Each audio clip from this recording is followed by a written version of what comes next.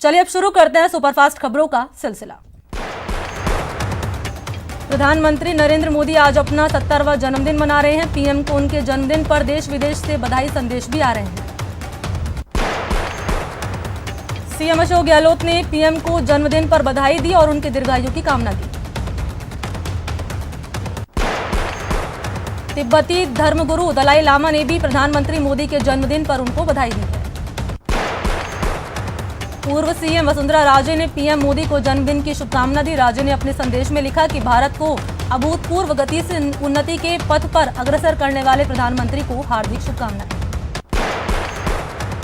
PM Modi के जन्मदिन पर काशी में मनी दिवाली, लोगों ने दीप जलाकर पीएम की दीर्घायु की कामना की। भरतपुर में एसीबी की बड़ी कार्रवाई। एसीबी की टीम ने मुख्य डाकघर के सहायक अधीक्षक को 30,000 की रिश्वत लेते हुए रंगे हाथों गिरफ्तार कर लिया। 20,000 की रिश्वत लेने के आरोप में गिरफ्तार वन विभाग के रेंजर और चालक को कोर्ट में पेश किया जाएगा। आरोपी को 12 एसीबी ने कल रिश्वत लेते हुए पकड़ा था। कोटा के चंबल नदी हादसे में मृतकों की संख्या 13 हो गई। एसडीआरएफ की टीम ने आज और कल 2 शव निकाले और ये शव हादसा होने की जगह से 7 किलोमीटर दूरी पर मिले हैं। एसडीआरएफ का रेस्क्यू ऑपरेशन अभी भी जारी है। इस बीच मामले में सरकार ने 4 अधिकारियों को एपीओ कर दिया है। जयपुर के अंबावाड़ी नाले में बड़ा हादसा हो गया। देर रात नाले में कार गिर गई। कार में एक महिला और एक बच्चा सवार था। हालांकि सिविल डिफेंस की टीम ने रेस्क्यू कर दोनों को बचा लिया। नाकेबंदी से बचने के लिए नागौर के कुचामन में एक ड्राइवर ने फिल्मी अंदाज में कंटेनर दौड़ाकर दहशत मचा दी। 100 किलोमीटर के बाद पुलिस ड्राइवर को पकड़ने में कामयाब रही। जोधपुर पुलिस ने अवैध पिस्टल के साथ एक युवक को गिरफ्तार किया। युवक के पास से पिस्टल के साथ भरी हुई मैगजीन भी बरामद हुई।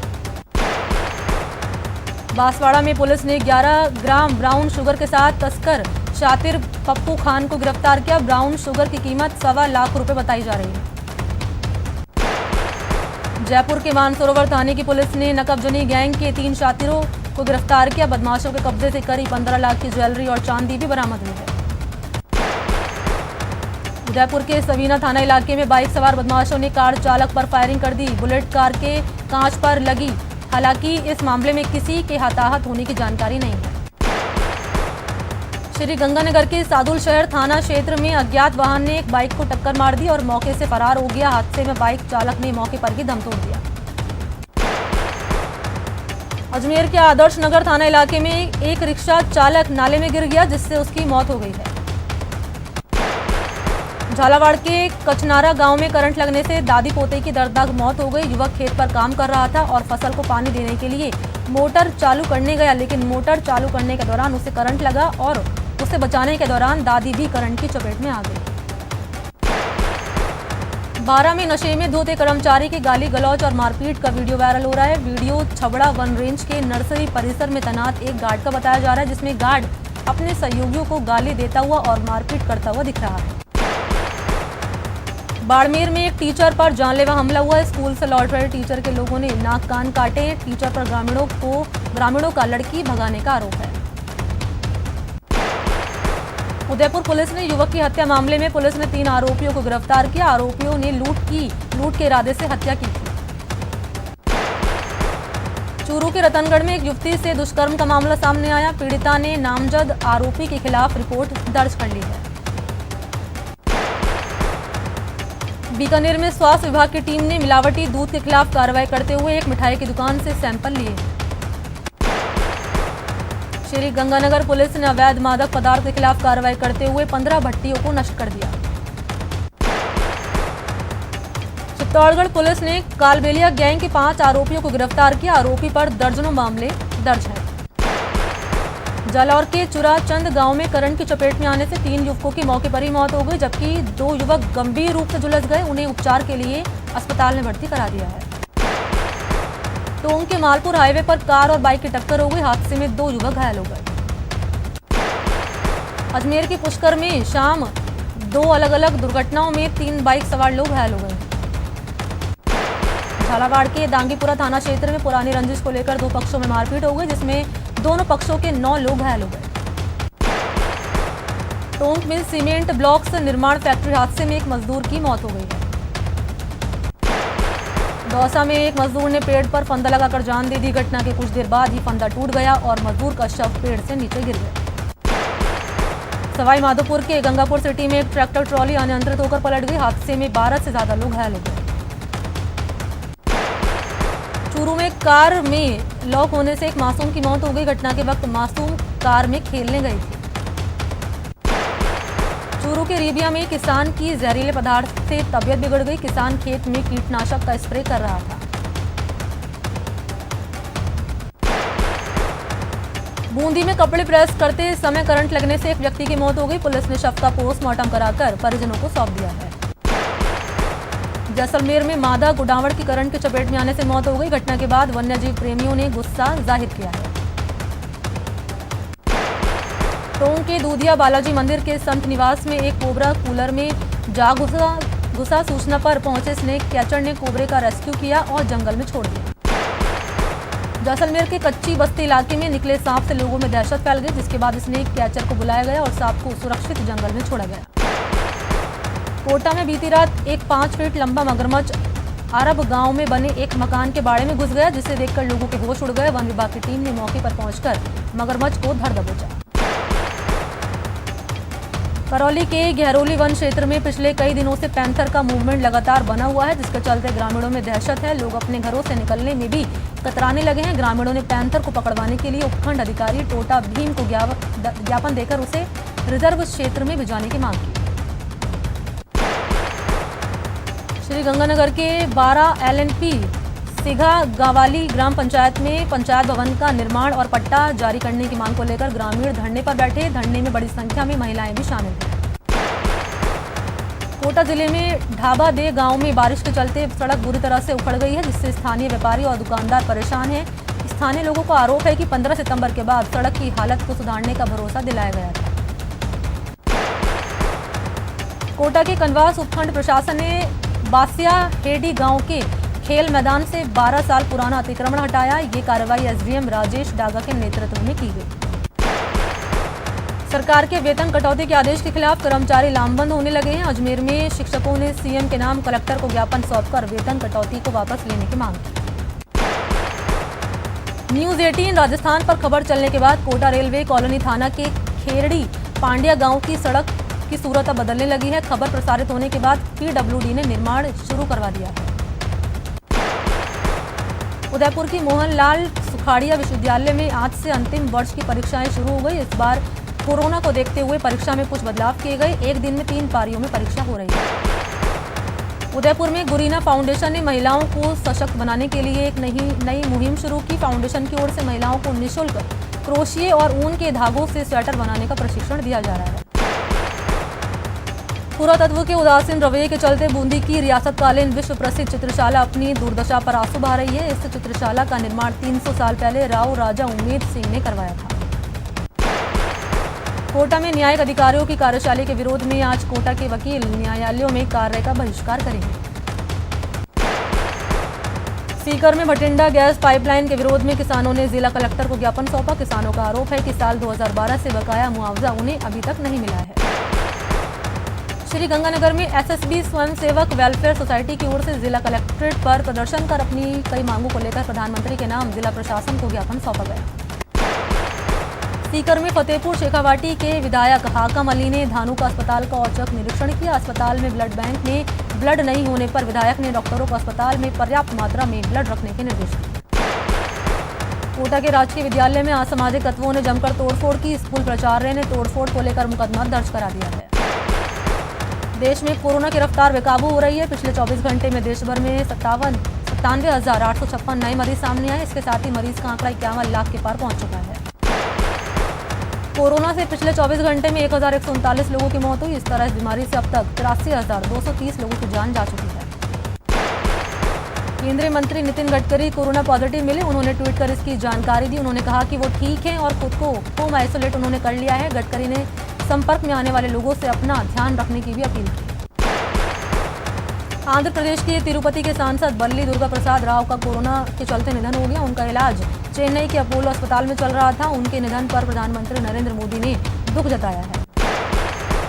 रूस की स्पुतनिक वैक्सीन नवंबर तक भारत आ सकती है। Sputnik V Sputnik V vaccine का भारत में क्लिनिकल ट्रायल शुरू होगा। RDIF भारत को वैक्सीन के 10 करोड़ डोज देगी। रूस की RDIF ने भारत में डॉक्टर रेड्डीज लैब से करार किया। वैक्सीन के तीसरे फेज का परीक्षण सफल होने पर कोरोना का ये टीका नवंबर में भारत में उपलब्ध होगा। मरुधरा में कोरोना का आंकड़ा तेजी से बढ़ रहा है। मरुधरा में आज 814 नए पॉजिटिव केस सामने आए, जिसके बाद कोरोना मरीज का कुल आंकड़ा 1,08,000 के पार पहुंच चुका है। मरुधरा से पिछले दिन कोरोना से 7 और लोगों की मौत हो गई। इसके साथ ही प्रदेश में कोरोना से मरने वालों की संख्या 1,286 हो गई है। कोटा में कोरोना का आंकड़ा तेजी से बढ़ रहा है। जिले में 126 नए कोरोना केस सामने आने के बाद मरीज की संख्या 7,800 के पार पहुंच गई है। श्री गंगानगर जिला प्रशासन ने सरकारी कार्यालय में नो मास्क नो एंट्री की व्यवस्था पर फोकस बढ़ा दिया है। जिला प्रशासन सभी सरकारी कार्यालयों में नो मास्क नो एंट्री का बोर्ड लगा दिया गया है। सीकर में पुलिस अधीक्षक कार्यालय में 8 पुलिसकर्मी कोरोना पॉजिटिव मिले हैं, जिसके बाद पूरे ऑफिस को सैनिटाइज किया गया है। कोटा में मौसमी बीमारी से निपटने के लिए चिकित्सा विभाग की टीमें घर घर जाकर सर्वे कर रही है। बुधवार को विभाग की 533 टीमों ने 8,487 घर का सर्वे किया। चूरू में कोविड-19 में अनियमितताओं को लेकर बीजेपी की ओर से प्रेस कॉन्फ्रेंस का आयोजन किया गया। प्रेस कॉन्फ्रेंस में विधानसभा उपनेता प्रतिपक्ष राजेंद्र राठौड़ मौजूद रहे। श्री गंगानगर में बुधवार को कोरोना के 72 नए केस सामने आए, जिसके बाद जिले में कुल केस 1,570 हो गए हैं। सीकर में बुधवार को कोरोना के 52 नए केस सामने आए। जिले में कुल कोरोना केस 3,734 हो गए हैं। श्री गंगानगर के सूरतगढ़ में विद्युत विभाग के सहायक अभियंता कार्यालय में कर्मियों के कोरोना संक्रमित मिलने के बाद कार्यालय को 5 दिन के लिए शटडाउन कर दिया गया है। कोटा में 2 लोगों ने प्लाज्मा डोनेशन कर मानवता की मिसाल कायम की। जिले में अब तक 147 लोग प्लाज्मा डोनेट कर चुके हैं। कोटा में मौसमी बीमारियों की रोकथाम को लेकर चिकित्सा अधिकारियों की बैठक हुई। बैठक में मौसमी बीमारियों की रोकथाम पर आवश्यक निर्देश दिए गए। कोटा में आयुष्मान भारत योजना के तहत PHC और UPHC समेत सभी स्वास्थ्य केंद्रों पर योग सत्र आयोजित करवाए जाएंगे। CMHO ने सभी चिकित्सा अधिकारी प्रभारियों को पत्र भेजकर निर्देश जारी कर दिए हैं। करौली में CMHO दिनेश मीणा ने नारौली हाड़ौती के स्वास्थ्य केंद्रों का औचक निरीक्षण किया और चिकित्सा कर्मियों को सेवा में सुधार करने के निर्देश दिए। यहां रुकते हैं ब्रेक के लिए, जल्द हाजिर होते हैं।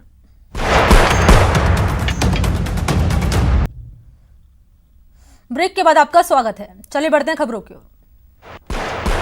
जम्मू कश्मीर के श्रीनगर के बटमालू इलाके में जारी मुठभेड़ में सुरक्षा बलों ने 3 आतंकियों को ढेर कर दिया। इस मुठभेड़ में CRPF के एक अफसर भी घायल हो गए। लद्दाख में भारत चीन तनाव के बीच चीन की सेना बॉर्डर पर लाउडस्पीकर लगाकर पंजाबी गाने बजा रही है। चीन ने लाउडस्पीकर फिंगर 4 इलाके की उन फॉरवर्ड पोस्ट पर लगाए हैं जो 24 घंटे भारत की निगरानी में है। LAC पर चीन के साथ तनाव बढ़ने के बीच भारतीय सेना ने अपनी तैयारियों को पुख्ता करने में जुटी है। भारतीय सेना अब वहां बोफोर्स होवित्जर तोपें तैनात करने की तैयारी कर रही है। कांग्रेस ने राज्यसभा में दिए गृह राज्य मंत्री नित्यानंद के बयान पर तीखी प्रतिक्रिया दी। कांग्रेस का आरोप है कि गृह राज्य मंत्री के इस बयान से चीन को मौका मिलेगा और भारत की बात झूठी साबित होगी। गृह राज्य मंत्री नित्यानंद राय ने राज्यसभा में दिए अपने बयान में कहा था कि LAC पर चीन की ओर से घुसपैठ नहीं हुई। हालांकि चीन ने LAC का उल्लंघन जरूर किया है। चीन को लेकर कांग्रेस नेता राहुल गांधी मोदी सरकार पर हमलावर हैं। ट्वीट कर राहुल ने कहा कि आप क्रोनोलॉजी समझिए, मोदी सरकार भारतीय सेना के साथ है या चीन के साथ, इतना डर किस बात का। भारत और चीन के बीच जारी तनाव के बीच पाकिस्तान ने भड़काने वाली हरकत की। पाकिस्तान नेवी ने गुजरात से लगी भारतीय जल सीमा में घुसकर मछुआरों को निशाना बनाया और 8 बोट में सवार सभी 45 मछुआरों को अपने साथ ले गए। लखनऊ की विशेष अदालत बाबरी मस्जिद विध्वंस केस में 27 सालों के बाद 30 सितंबर को फैसला सुनाएगी। अदालत ने आडवाणी, उमा भारती और कल्याण सिंह समेत सभी आरोपियों को अदालत में मौजूद रहने के निर्देश दिए। प्रधानमंत्री नरेंद्र मोदी 18 सितंबर को कोसी रेल महासेतु का वीडियो कॉन्फ्रेंसिंग के जरिए उद्घाटन करेंगे। इसके अलावा वो रेलवे की 12 दूसरी परियोजनाएं भी शुरू करेंगे। टाटा प्रोजेक्ट्स लिमिटेड ने 861 करोड़ 90 लाख रुपए की लागत से नए संसद भवन के निर्माण का कॉन्ट्रैक्ट हासिल किया। टाटा ने निर्माण के लिए लगाई गई बोली में L&T को पछाड़ा, जिसने 865 करोड़ रुपए की बोली लगाई थी। सुप्रीम कोर्ट ने सभी राज्यों को मुख्य सचिवों से पूछा है कि उनके प्रदेश में कितने पुलिस स्टेशन में सीसीटीवी कैमरे लगे हैं। इसका जवाब वो 24 नवंबर तक कोर्ट को बताएं। दिल्ली दंगों के 15 आरोपियों के खिलाफ 15,000 से ज्यादा पेज की चार्जशीट दायर की गई। इस चार्जशीट में उमर खालिद और शर्जील इमाम का नाम नहीं है। सुशांत केस में आज मेडिकल बोर्ड की अहम बैठक होने वाली है। सुशांत की विस्टा रिपोर्ट को लेकर यह बैठक होगी। इस बीच सीबीआई की टीम मुंबई से दिल्ली पहुंच चुकी है। बीजेपी सांसद हेमा मालिनी ने कहा कि ड्रग्स या नेपोटिज्म का आरोप लगाकर कोई बॉलीवुड को नीचे नहीं गिरा सकता। उन्होंने फिल्म इंडस्ट्री का बचाव करते हुए कहा कि मुझे नाम, सम्मान, प्रसिद्धि सभी इसी इंडस्ट्री से मिला है। ऐसे आरोप लगाना वास्तव में दुखद है। नोएडा पुलिस ने एक एनकाउंटर के दौरान 3 बदमाशों को गिरफ्तार किया। 3 बदमाश पुलिस की गोली लगने से घायल हो गए। तीनों शातिर बदमाश कुछ दिन पहले अलीगढ़ में एक सुनार की दुकान में घुसकर लूटपाट की थी। देश भर में आज भगवान विश्वकर्मा की पूजा अर्चना की जा रही है। भगवान विश्वकर्मा के पूजन को लेकर श्रद्धालुओं में काफी उत्साह है। सीकर में बीएड में प्रवेश के लिए पीटीईटी परीक्षा 2 पारियों में आयोजित की गई। कोरोना के चलते सभी सेंटरों पर राज्य सरकार की एडवाइजरी की पालना कराई गई है। बूंदी में भी 22 केंद्रों पर 2 पारियों में पीटीईटी परीक्षा आयोजित हुई। पीटीईटी परीक्षा शांतिपूर्ण रूप से संपन्न हुई। तो राज्यसभा में राजनाथ सिंह क्या कुछ कह